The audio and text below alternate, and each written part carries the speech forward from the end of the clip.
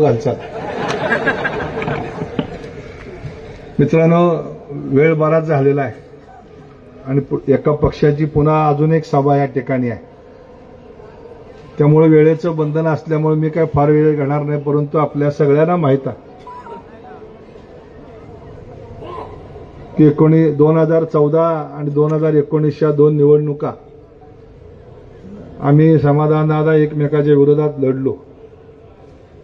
2021च्या निवडणुकीमध्ये भारतीय जनता पक्षाच्या वतीनं त्या पोटनिवडणुकीमध्ये आपण सगळ्यांनी समाधानदादांना समर्थन देऊन या ठिकाणी आमदार करण्याचं काम केलं. आता सुद्धा 2024ला आपल्या सगळ्याची इच्छा होती इलेक्शन लढवलं पाहिजे, उभारलं पाहिजे.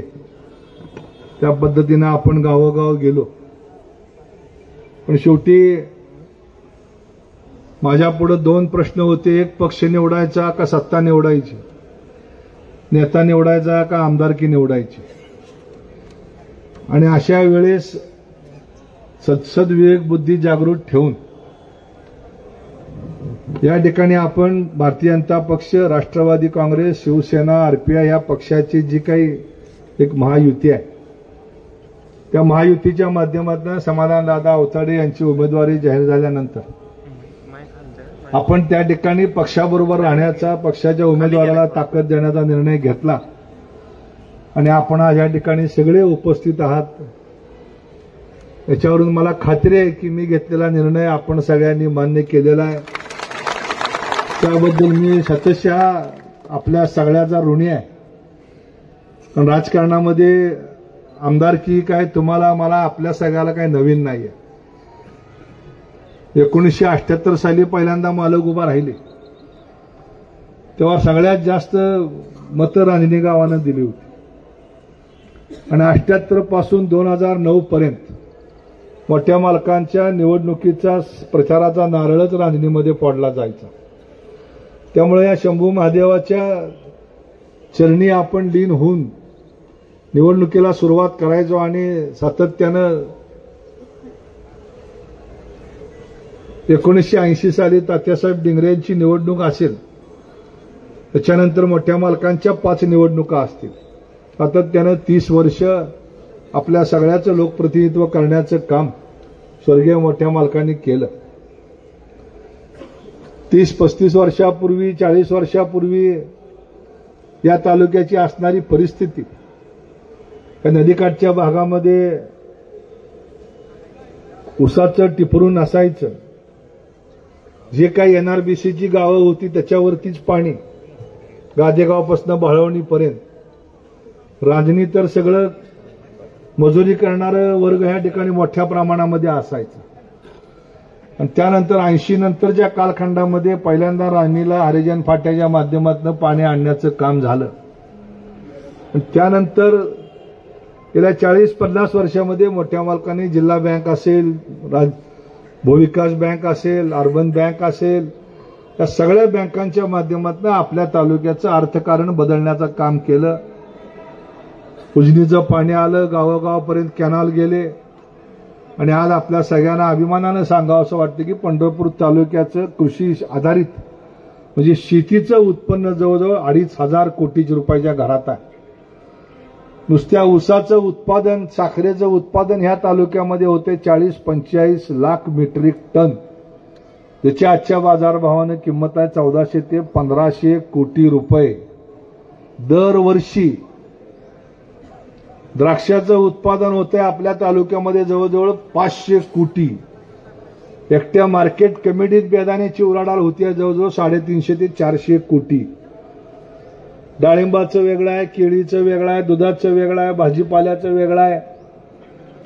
अशा पद्धतीनं महाराष्ट्रातला सगळ्यात शेतीवरती आधारित असा हा समृद्ध असलेला तालुका. दुर्दैवानं ह्या तालुक्यामध्ये 4 भाग झाले आणि 2009 सालानंतर आपल्याला आपली विभागणी झाली.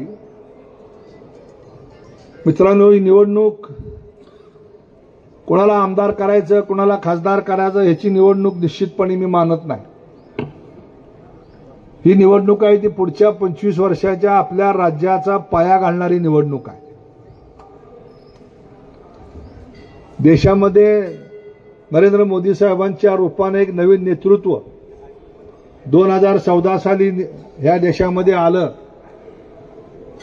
कुणालाही अपेक्षा नव्हती, पण देशानं 300 जागा निवडून दिल्या आणि गेल्या 10 वर्षामध्ये अनेक क्रांतिकारी निर्णय त्या देशामध्ये झाले.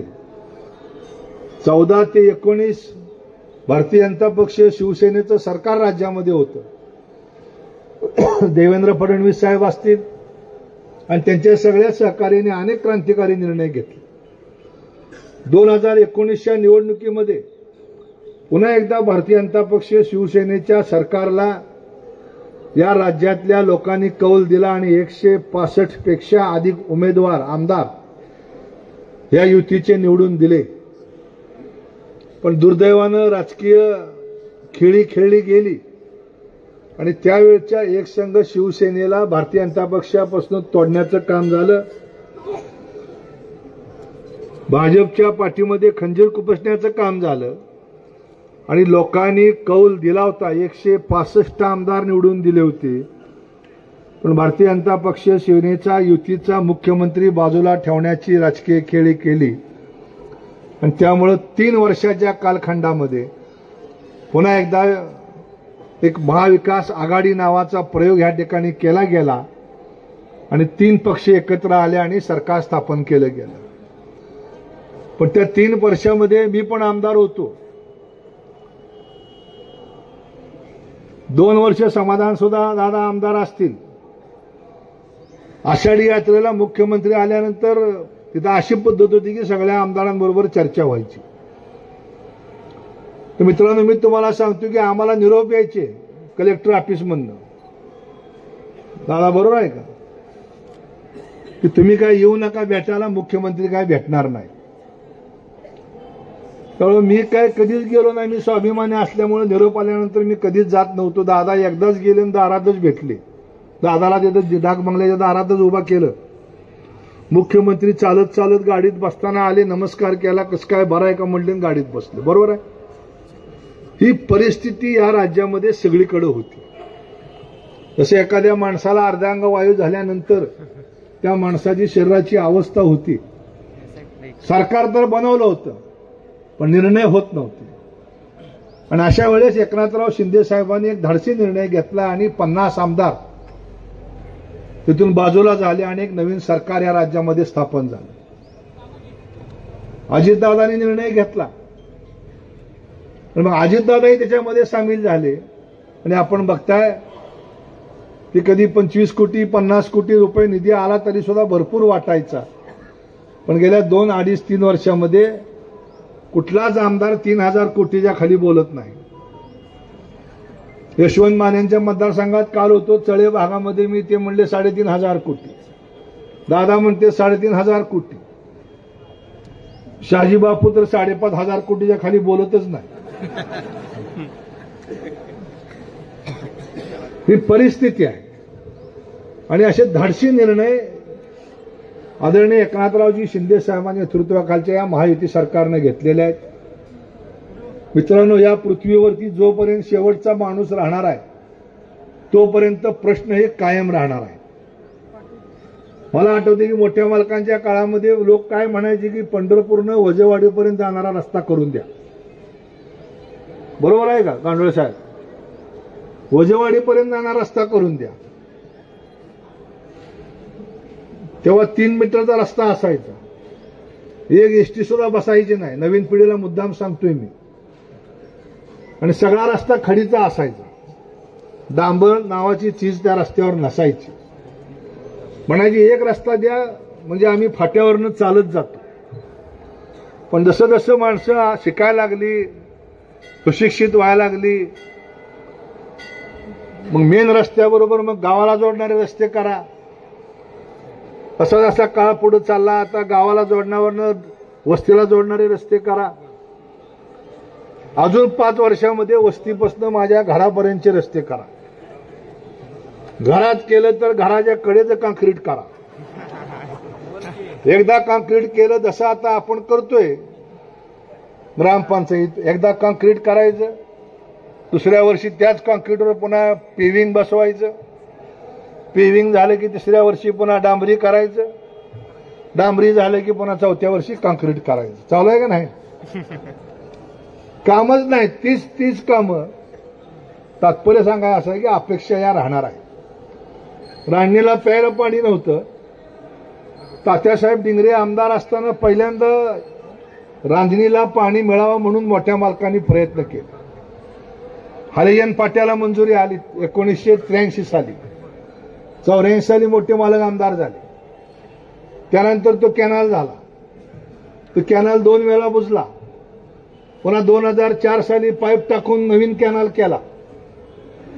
आता मला चिठ्ठी आली की तेवढं ही 12माही कॅनल करायचं तेवढं समाधान दादाला सांगा. मी तुमच्याकडे पोच केलंय. पुढची 5 वर्ष काय उत्तर द्यायचंय तुम्ही बघा. पण मित्रांनो, की गेल्या 30, 40, 50 इनकर आहे तिथं 50 वर्षापूर्वीचा आपला परिसर, आजचा परिसर, त्याच्यामध्ये खूप जमीन आसमानाचा फरक पडलेला आहे. आणि निरंतर चालणारी प्रक्रिया आहे. आणि या प्रक्रियेमध्ये आपल्या सगळ्यांना जो आवश्यक असा जी मदत पाहिजे ती मदत देण्याची भूमिका निश्चितपणे या महायुतीच्या सरकारमधनं होणार आहे.